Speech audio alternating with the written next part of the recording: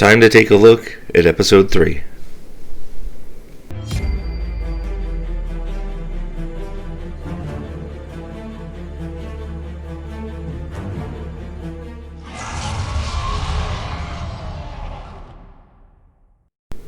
Welcome back, Dragonsworn. Today we're going to take a look at episode 3. I decided that I'm going to try and take a look at each group individually, so that would be Lan, Moiraine, Nynaeve, and then Rand and Mat, and Perrin and Egwene. So I am going to try and break down what happens throughout the whole show in each of those groups. And we'll see how it goes. Hopefully it's not too long. Hopefully we can get everything wrapped in a nice little bow in a timely manner. I'm not feeling quite as good as I thought I was yesterday, but we're going to soldier on. So let's take a look. So the first group we're going to look at is going to be Nynaeve, Lan, and Moiraine, because Nynaeve is in the first shot of the episode. I don't know really what to say about this first shot of the episode. Actually, I do. I hate it. I think it's stupid. We'll just say it straight out. It left a sour taste in my mouth because I don't understand why a Trolloc would drag a fresh kill all the way that it has just to drop it and eat another Trolloc. It didn't make any sense to me. Nynaeve should be dead at this point. So I think it was a sloppy way to get Nynaeve separated. I think there's a million other ways you could do it. They chose this. I don't even think she should have been separated to begin with. I've said it in other breakdowns that she should have been in the village healing or attempting to heal Two Rivers folk. But this is the choice they made. I think it's a huge plot hole. Other people will say that a Trolloc's going to go after a dead Trolloc before a fresh kill in his hand that he could have ate at any time, but instead he drug it out of the town. It makes no sense to me, but that's where we're at with that. I truly believe this scene was just here to get the cave scene where she's fighting off the Trolloc and eventually kills it, to show that she's, I guess, fearsome and won't give up. I guess, I don't know, but this whole thing was just to get her alone and to show that she's tough and she can take care of herself. I think, anyways. The whole thing was made so she could have the cave scene that comes up at the beginning of the episode. After you have the flashback of what happens to her in the cave, you get the scene with her getting the drop on Lan, which is fine. She is an excellent tracker, so I have no issue with that. And then you just have some banter back and forth between them. The whole problem I have right now with the Lan, Nynaeve, and Moiraine stuff is Moiraine is out of action. Moiraine is down, she's sick, and she's not actively involved in what's happening. She should be, at this point, the one that's driving the plot of the story, and she's not. Instead, we're getting these other scenes of Lan and Nynaeve relationship building, which I get you want them in there, but you lose a giant amount of you lose a strong character in Moiraine, having her sidelined and not driving the plot as she should be. She is literally the person that is making all this happen and should be making all this happen in this point in the show and the book and whatever.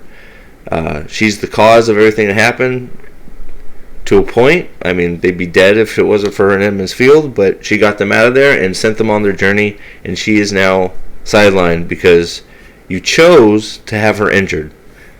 Not a great decision in my eyes.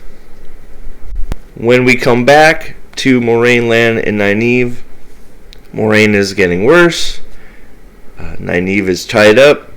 Basically, Lan asked her to heal her, and she decides after some BS to help. And then you have a scene of her picking flowers and getting ready to try and heal Moiraine. I understand you want to have your cinematic shots, but I just felt like it took too long, and those are choices being made that could be made with plot. Nynaeve shows some of her healing abilities. She makes something to put on her wound. She drains it. That's all fine. I just find it funny that it doesn't help. Not at all. She makes all these boasts about she's gonna die, and she does everything that she's supposed to, and she's gonna die anyway. So, what was the point? I guess, right? I get it. It's not a wound that she should be able to heal, but I just feel it undermines her ability to heal. That she, I guess she does get a little relief for a short amount of time. So I will give her that. So some minor scenes happen, more just fawning over Moiraine because she's badly injured, and there's nothing anybody's going to be able to do about it except for Aes Sedai. So we all know that that's where they're headed next, because we know from previous shots that she's going to end up with them. It came pretty clear that that's what was happening here, that Moiraine was going to get injured and they were going to go to the camp with Logain, which is where they end up going. That's where the ending of this story happens for them. I didn't realize how little really happened in the three of their story in the third episode till I just went over this again. But not much happened. You get a little character work for Lan and Nynaeve. Moiraine, again, is sidelined for a whole episode, which is a shame. Again, she should be driving the plot. But, yeah, so that's pretty much it for those three in episode 3. So let's take a look at the next group, which will be Rand and Mat. And Thom. We'll throw Thom in. Our Mat and Rand section starts with them yelling after Egwene and Perrin, Rand being very concerned with Egwene's health, which is fine. I really do find it weird that they've sort of flipped things from the... Well, not even flipped.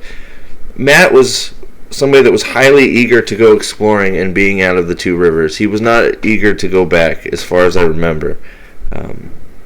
And Rand is more than happy to go back, which is fine. I think that he never really wanted to leave. He was happy being a sheep herder. And then the other thing that's interesting to me is it's weird how in the span of an episode, all of a sudden Mat doesn't trust Moiraine. I guess he never really trusted him to begin with, but it's weird that now he doesn't want to do what Moiraine wants because they have no choice, and Rand does. It's just weird how they completely flipped. Rand in this episode wants to do what Moiraine wants them to do, and Mat doesn't.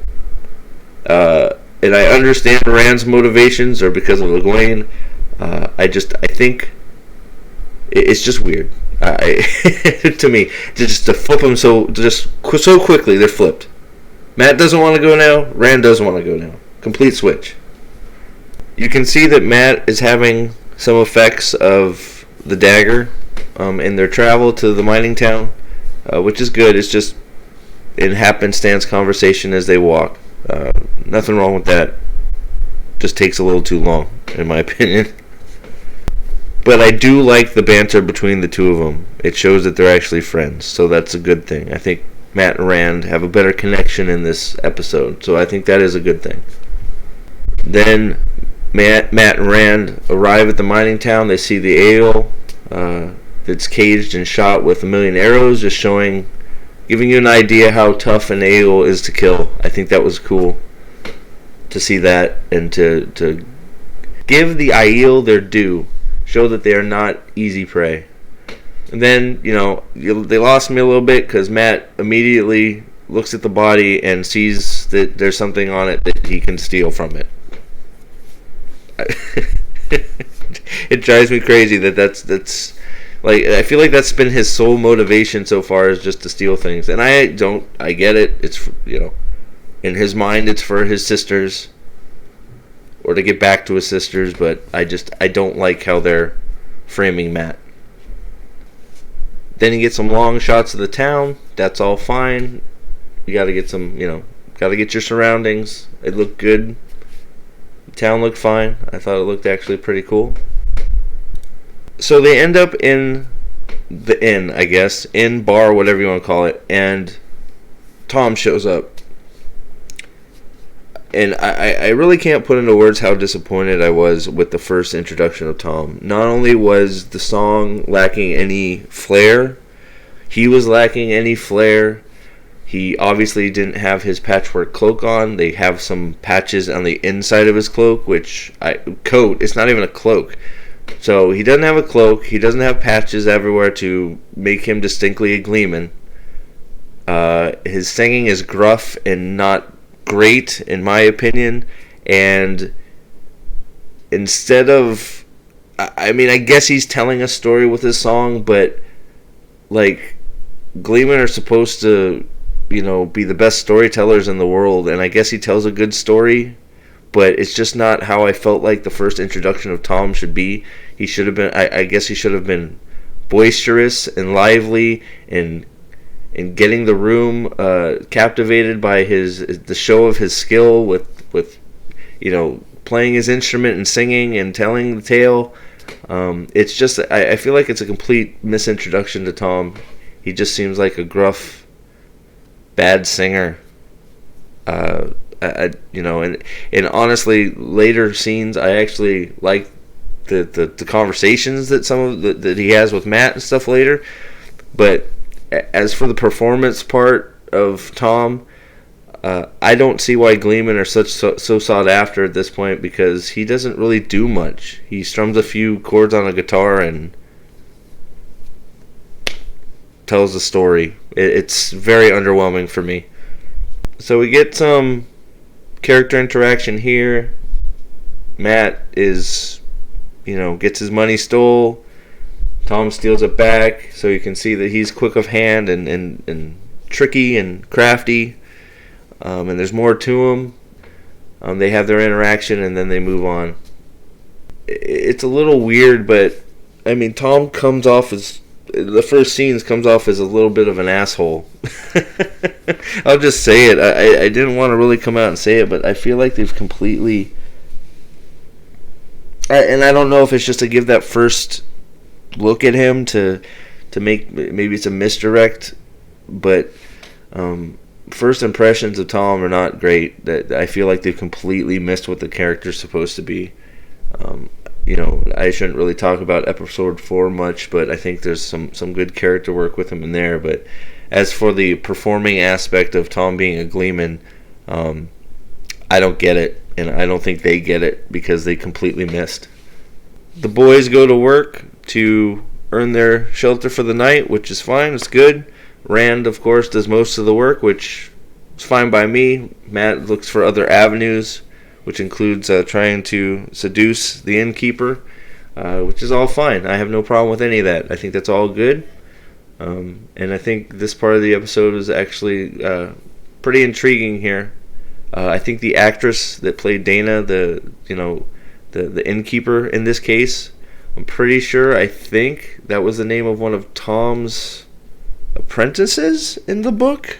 Correct me if I'm wrong. So I'm not sure if that's why they use that name. She's obviously not his apprentice in this.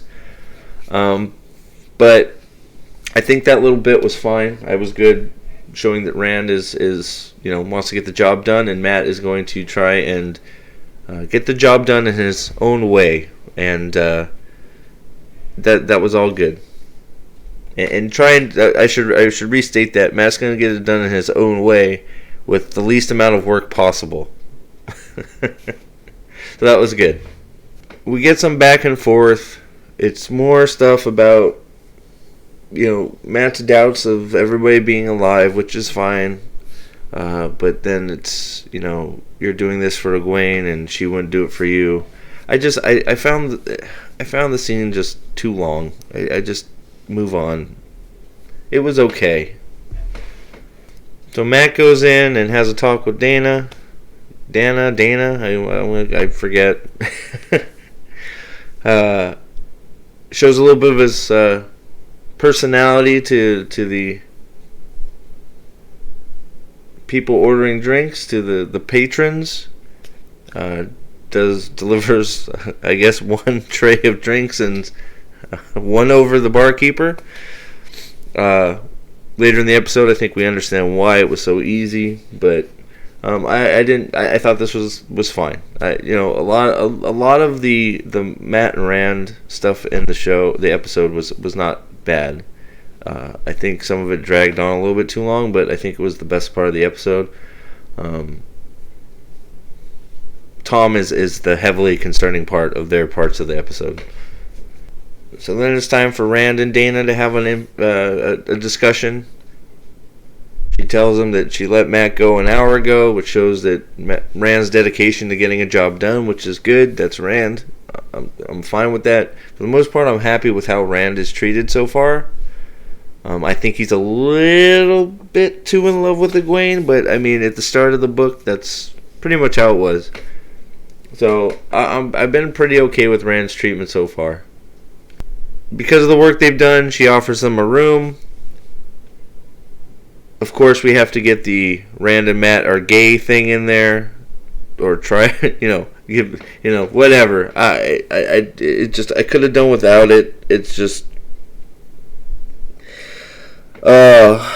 fine. So she makes the mistake that they're together, and of course Rand corrects her. And let's move on. That's really whatever. It's very transparent. We'll just leave it at that. Then we get a scene with Matt and Thom. Matt's come to, of course, loot the Aiel's body. Whatever he can do to get home to the girls, I guess. I will not like this. I hope it ends soon. I keep being told it's he's doing it for a good reason. Fine, whatever.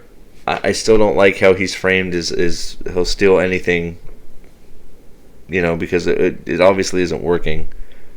But I just don't like how that's a main focus of Matt's personality.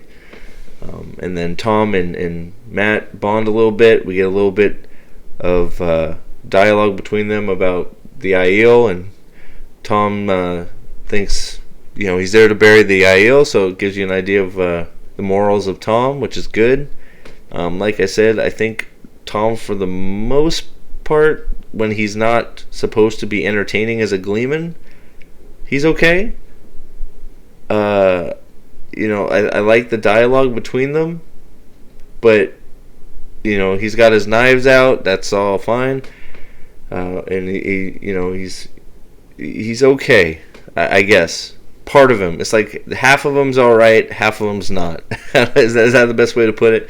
And then he gives Matt his time to, he sympathizes with Matt and lets him do what he needs to do, which I think is fine. So like I said, I guess gives you, and then you get the little hint that the red hair. So that's done for a purpose.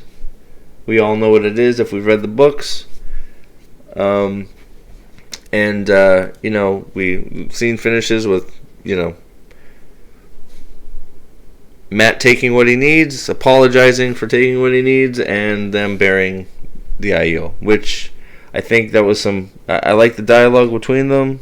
I don't like that Matt was stealing again, but I'm just going to have to try and get used to the fact that that's what he does. Is his sole motivation right now is to get enough money to go back to where he is with his sisters to take care of them and steal more stuff to take care of them, I guess. But Thom does a little better in these scenes because he's talking. I don't know. The Gleeman part is lost on me. I don't get the Gleeman parts of Thom right now. They've done a terrible job of making him flamboyant in that sense. Then we get the big reveal that Dana is trying to trap them both. We find out she's a dark friend, which, to be honest, I think the actress did a really good job. Even with the books, I didn't know where this was going. She sort of caught me off guard, so I have to give it to her. I thought it was well done for her. She did a great job. And then we have, she's cornered him. It's a steel door. She doesn't think anything of it. She thinks she's trapped. We're going to wait for Matt, and then we're going to wait for, my master. So we see Rand trying to get out. He's shoving himself against the door. He pounds against it a few times, and then he gives it one big more grunt. You see the whole screen shake, and we all know what that was. So at least I know what that was. I'm pretty sure you guys all know that was. That was his first. That was him breaking. That was him giving himself some more strength to bust through the door. I'm assuming this is the lightning scene from the book where he fries everything. But of course they don't want to do that here because it makes it too obvious who he is. But it was fine. I not how I would have done it, but it was okay. The actress is good. He breaks out and is on his way. Rand busts out, finds Matt, tells him to run, that she's after. They get cornered by her. She says she's waiting for, and then we get the name drop Ishmael. Now, I'm fine with it being Ishmael. I think I said in another video, because having it be Balsamon Ishmael, could get confusing. It's too many names for the same person. So I'm fine with it just being cut to the chase, it being Ishmael. I'm good with that. So she drops it. She's to trap them so he can come and take a look at them. Of course, then we get the 5 of you drop, which again, every time I hear that, it drives me freaking crazy. But yeah, so overall, I actually enjoyed this part of the episode, except for the little things like the dropping I feel like sometimes they do things in the show. And I'm going to go off a little bit here on a tangent. I feel like they do a lot of good things sometimes. Well, I shouldn't say a lot. They do some good things sometimes. And they start drawing me in.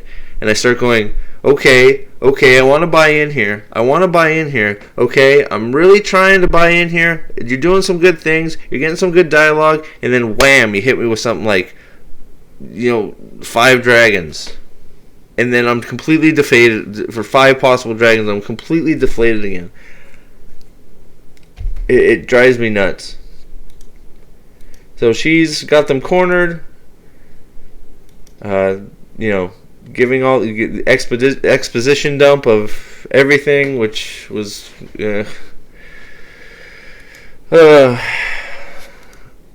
and I don't know why I called one of them. That was weird too. I don't know, there is only one of them right now, but I guess we'll see where that's going. I don't know if they're saying that she called Ishmael, she called a fade. I think it was she called a fade. Is that what it was? I'm pretty sure. And then we see a dagger come through her neck, and Thom has been hearing everything, and he saved them, which is okay.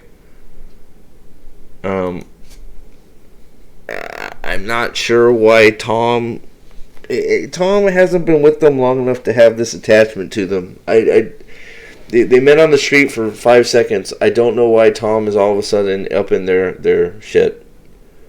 It's too fast. If Thom was with them, I don't know, maybe from Edmund's Field and developed a bond with them, maybe this would make a little bit more sense. But it happens too fast. I don't know why Thom will put himself in harm's way here right now. It doesn't make any sense.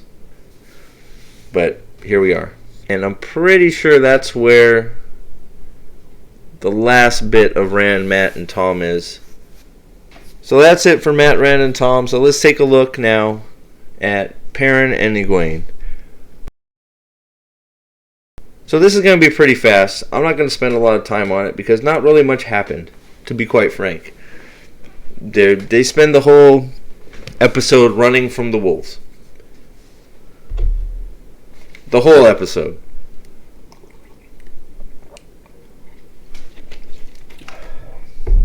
They run, they talk about how, they're sorry. I don't even want to look at it again because it was just boring. The wolves are chasing them, it's not your fault, Perrin. Don't feel guilty about killing your wife. Blah, blah, blah.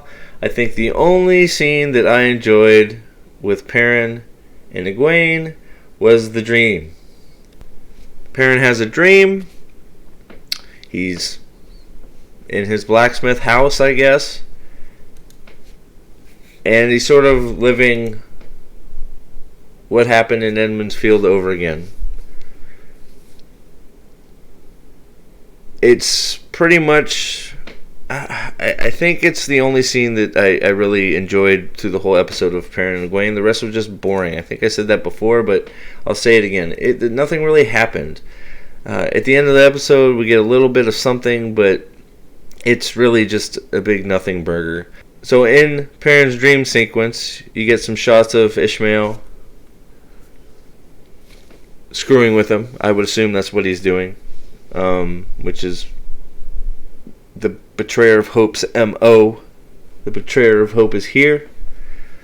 I don't know what the symbolism is of the wolf eating his wife. I guess it's maybe to try and make Perrin fear the wolves even more. I don't know why they're eating his wife, and I think just her being alive is, that's just, dream stuff, Ishmael fucking with him. So I like that. I like that part. I was okay with that part. I liked that part. It was good. The rest I could have done without. It was boring. Boring. For me. And then we get to the end of the episode for them. Because I really just... if I missed something, let me know. It was just... I don't know. It just something about it. It wasn't gelling with me. It was just... I wasn't feeling it. Maybe it was just I'm tired of Egwene already. I don't know if that's it or not. But most of the Perrin and Egwene stuff I didn't like. And then we get to the end of the episode, and they meet up with the Tinkers, which is good. But I felt like the Tinker introduction was very awkward. I don't know how else to say it. I'm like sitting there, and they're asking about the song, and Aram comes up and explains what's going on, and the rest of them are just standing back there, and it's just weird. It's a weird scene. I mean, the Tinkers are weird, so I guess it works, but they're bright colored for the most part. I don't see any yellow. So they're dressed wrong. But, I wasn't a big fan of Tinkers in the book. I'm not a big fan of Tinkers now. The biggest takeaway from this whole thing is that I was sad. And do you know why I was sad? Because we lose another cool character. Because this just gave me confirmation, which I pretty much knew already since they're running through the wilderness, or the plains, I guess, wherever they're running, all episode, crying and being boring. We're not going to get Elias, which sucks. I liked Elias. I was hoping they'd maybe do something with Elias like they did with Logain. I think it's a big missed opportunity. I think you could have taken Elias, had them hook up with Elias, and then maybe later on give us a little bit of Elias's backstory to give some insight to Perrin's upcoming new powers. But we just cut him. See, that's where I'm having my biggest separation with this show. Is there's plenty of places to put your own touches on stuff. In the next episode, I'll get into it a little bit more, because the next episode is all made up stuff. It's all made up for the most part. I would say 90% of it is made up stuff that is not in the books. I'd say 10% of it was fine for me. Maybe more. When I look over it again, I'll see. But that I feel like the characters, the secondary characters, I don't even know if you can call them all secondary, but the characters that are important to the plot and to the growth of our main characters, you could take those and give some insight to what happened to them in the past, or what made them who they were. Maybe even give us some Thom backstory. I mean, I would love to see some of Thom's backstory, wouldn't you? That would be, if it was the Thom we knew. I don't know about this Thom. The Thom from the books, I'd love to see what happened to him in Camelin with Morghese. That would be awesome. I'd love to see some Elias stuff, him becoming a wolf brother. But we have no Elias. We have no Mordeth. That would have been awesome to see the fall of Ardhall into Shadowlogoth with some backstory of Mordeth. We got no Luhan. I'm sure there's others I've missed just off the top of my head, but those are all characters. Maybe not Master Luhan. Maybe. I mean, why not? You could have the whole backstory of Edmundsfield.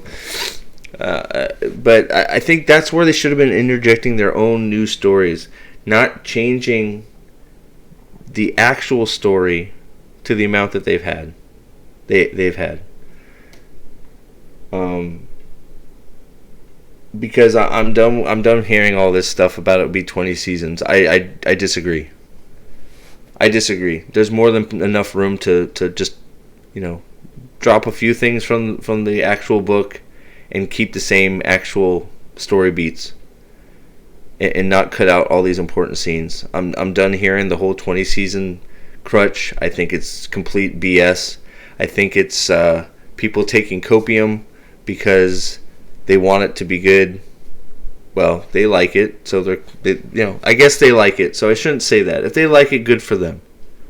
But I think they just, the 20 season thing comes out because they have to validate that it's okay that they've made this many changes and that it's not possible to get it how it should be. So, and I don't buy that. I think it's giving them a pass. I think they've gotten too many passes.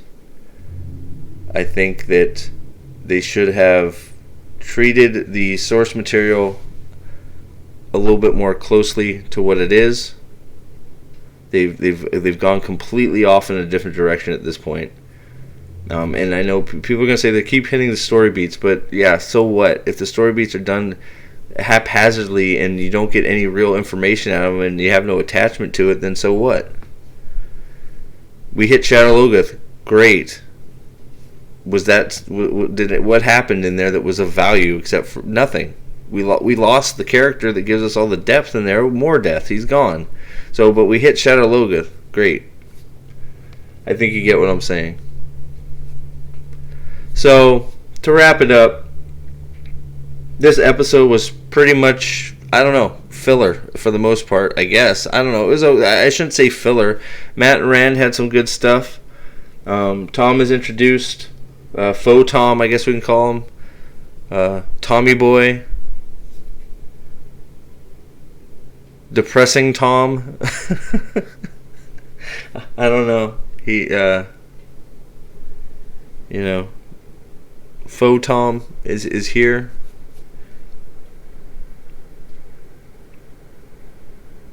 At least Ishmael has a name in this. They've doubled down, tripled down now on the 5 dragon thing. And, at least I guess there's nothing in here that put me over the top angry. I guess. Over the top angry. I mean, I have my disappointments in this. Thom is a disappointment. Not having Elias is disappointment. But it wasn't... It wasn't... How do I put it? It was okay. It was okay. It definitely wasn't good to me, but it was okay. It didn't break anything beyond repair. For the most part. If you disagree with me, let me know. If you liked it, let me know. If I missed anything, let me know that too. Please like, share, and subscribe if you would. I appreciate everything you guys have, all the feedback and everything so far. If you guys are enjoying it, which you seem to be, I keep getting more subscribers. I'll keep making them. And we'll see what's next. We'll try episode 4 here soon. Got a lot going on, so I'm going as fast as I can, but I want to try and get as much detail as I can in here. I'm trying to find my way still. So if you like this format of me breaking it down in the groups when they're separated, let me know. And until next time, all hail the Lord Dragon, and we'll see you next time.